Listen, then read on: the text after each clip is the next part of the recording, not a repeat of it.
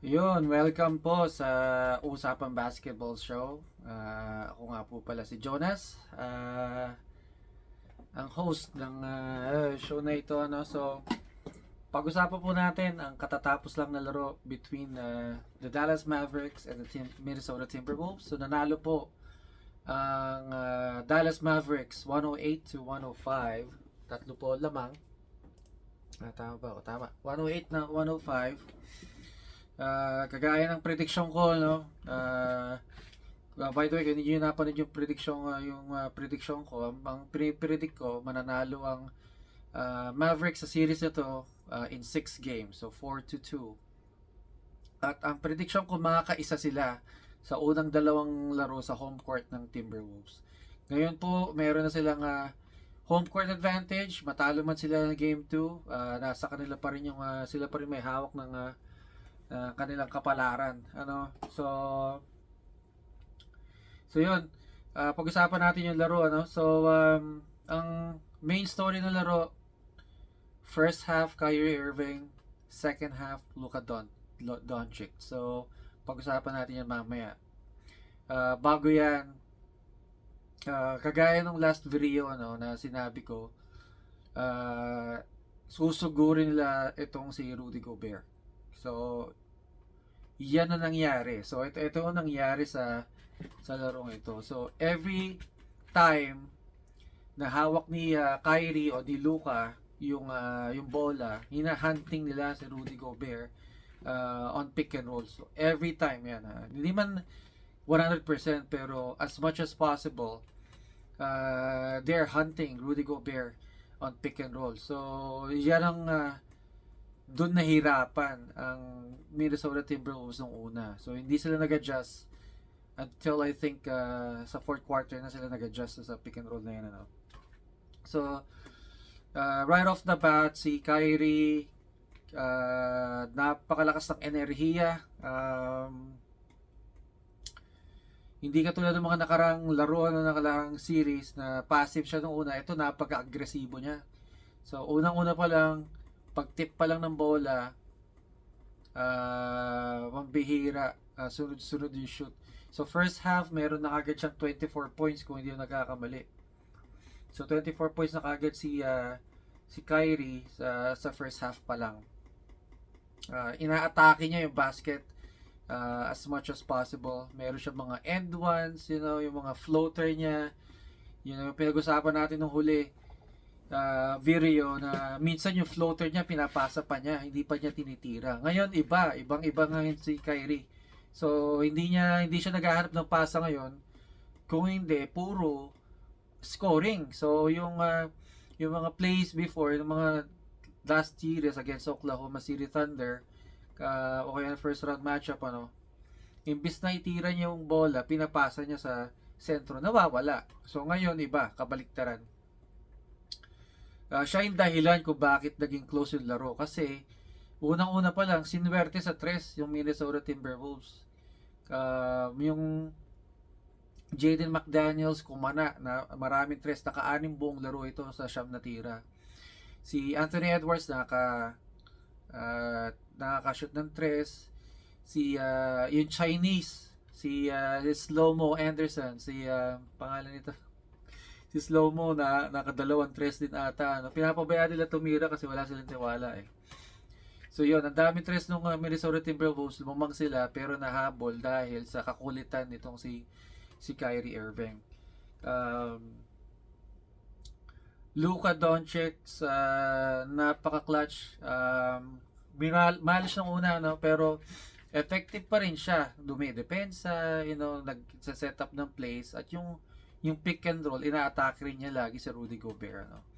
So, nangyayari sa lahat ng pick and roll nila, nangyayari kasi, imbis na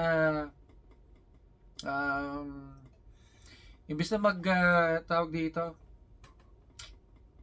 mag-switch, ang nangyayari si Gobert, bumababa. Pag bumababa siya, o kaya sinusundan niya yung ball handler, si Luka o si Kyrie, yung mga roller, nagkumakat, so nagro-roll sila sa rim, lagi libre, walang bantay. So puro alley-oop dunk ang nangyayari. O kaya minsan kapag si Luka, ito napapansin ko kay Luka, kapag nag pick and roll sila, yung defender ni Luka, gumo over yung hindi umilalim, kung umibabaw siya, napupunta sa likod ni Luka. Eh ngayon si Luka, laking tao eh, di ba? 6'7 yan, na malakas din. So, nangyayari kapag pick and roll tayo, pumunta sa likod ni Luka yung mga defender. Si Jaden McDaniel, si primary defender niya, no? Kayang-kaya niyang itulak patalikod. So, binagdi-dribble siya habang nasa likod. Ginagawa niya, ti-teardrop na lang niya. Hindi maabot ni Jaden McDaniel. So, kaya pinapasabit niya. Kunyari, pipita, titira, si Jaden McDaniel bablock galing likod. Gagawin ni Luka, kakatawanin. Tapos merong end one, ano? So, napaka-skillful ni Luka. Pinakita niya dito kung gaano kalayo yung agwat ng skill niya sa mga kalaban, lalo na si Jaden McDaniels, hindi biro yan. Malakas dumepensa yan, malakas sa depensa si Jaden McDaniels, mahaba, ano. Pero wala siyang nagawa kay Luka Doncic dito sa larong ito. So, dahil sa utak na ni Luka Doncic. So, minalas pero no fourth quarter clutch. 15 points ang in-score ni Luka Doncic nung fourth quarter. Overall, he finished with 33 points in total. Pero karamihan nun, clutch time. Ano. So, meron siyang personal 7-0 run. Ano, medyo lumalamang na yung... ayun natin, lumamang sila ng 8 dahil kay Luka. Tapos, nagkaroon ng 13-1 run yung Minnesota Timberwolves. Lumamang silang 4. Pero nag-step up na naman yung depensa ng Dallas Mavericks. So, paano sila nanalo? Defense. So, kagaya na napag-usapan natin, number 1 ng Mavericks o number 2, halos kasabay nila Boston Celtics itong playoffs, ano. So, depensa ng Mavericks lumabas. Ang primary defender ni Anthony Edwards ay si Derrick Jones Jr. So, which is very effective. So, si Derrick Jones, si Anthony Edwards, bihira mo makitang dumrive itong larong ito. So, nagsesettle siya sa mga jump shots, sa mga 3-point shots, sa mga malalayong 3 points. Pumapasok naman yung iba, no? Pero, nawala yung laro niya. Kasi si Derrick Jones Jr., mataas yan eh. Tapos, malawak yung reach niyan. So, yung bantay niya kay Anthony Edwards, talagang lockdown eh. Tapos mataas tumalon, napaka-athletic, matangkad pa. So, napakaganda ng ginawa ng Dallas Mavericks between sa matchups nila. Wala masyado nagawa si Anthony Edwards. Kaya yung mga tira niyang jump shots o yung mga 3-point shots niya, pero yun mo, may Derrick Jones Jr. sasabay sa'yo, di ba? Haba ng kamay nun. So, hindi siya naging effective ngayong larong ito. Natakot siya dumrive kasi anong mangyayari pag nag-dumrive ka sa loob? 'Di ba? Ang sumasabay sa iyo, nandiyan si Daniel Gafford, isa sa mga top shot blockers for the past 3 or 4 seasons. 'Di ba? Nandiyan pa si Derek Lively II na kapag nasa labas si Daniel Gafford, si Derek Lively nasa loob. Matatakot ka talaga dumrive. So walang choice ngayon si Anthony Edwards kundi mag-kick out ng pasa. Minsan sobra may mga turnover siya ngayon, kasi sobrang maganda yung depensa ng Dallas Mavericks. Mas score lang sila 105 eh. Usually itong mga modern NBA is-score ng 120, 130. Katulad Boston Celtics at Indiana Pacers, diba? Umabot ng almost 130 ata yung score nila. So yun, nahirapan si Anthony Edwards. Si Karl Anthony Towns medyo nahirapan din. Rudy Gobert wala sa opensa. Ang pinakang buhay lang talaga ng Minnesota Timberwolves ngayon ay si Jaden McDaniels, ano. Pero they missed the opportunity to win this game kasi ang ganda ng laro ni Jaden McDaniels. Although kinakain siya ni Luka Doncic na during the pagdepensa, pero pagdating sa opensa, siya yung naging spark. Siya yung dahilan kung bakit lumalamang sila ng malaki. Kaya lang, nagkaroon din siya ng error nung huli, nagmamadali. So, dito makikita yung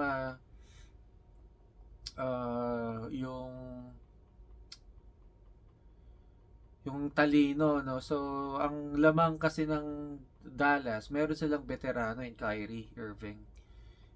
At si Luka, kaya niya mag-dictate ng tempo ng laro. So, yun ang nangyari. So, Dallas Mavericks depensa, um, hindi nila napigilan si Luka ng huli. So, yun. Napakaganda ng ginawa ni Luka Doncic. So, 33 points, best player of the game. Um, kahit na, although maraming 3 points na i-shoot yung Minnesota Timberwolves, lamang na lamang sila 3 points eh. Pero, ang ginawa naman ng Mavericks, puro loob. So, yun nga yung sinasabi ko kanina na puro pick and roll. Pagdating ng pick and roll, wala na magawa yung Minnesota Timberwolves. Although nag-adjust sila ng huli, ano, imbes na ang ginawa kasi ng Timberwolves, ayaw nilang pumutok yung 3 points ng Dallas Mavericks. Kasi pag yan pumutok, understandable, baka mas malala yung mangyari. So, ang ginawa nila, imbis na tumulong sila sa mga nagro-roll sa gitna, no?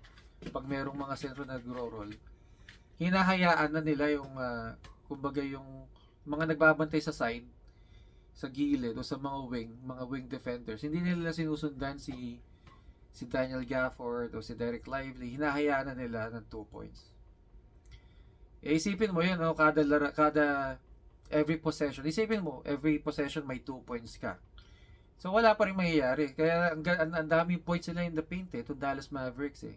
So nag-adjust sila ng uli. Ang ginawa nila, imbis na pabayaan nila yung sentro, ginagawa nila, pag nagro-roll na, yung wing defender lumalapit na isa sa kanila dun sa gitna, which was effective. So effective na traveling si Derek Lively kasi biglang nagugulat na lang, hindi pala meron na palang bantay sa ilalim, ano, galing sa sulok. Tapos si Daniel Gafford, ganun din, pagkuha niya na bola galing pick and roll, tapos makikita niya may bantay na nawawala sa kanyang bola.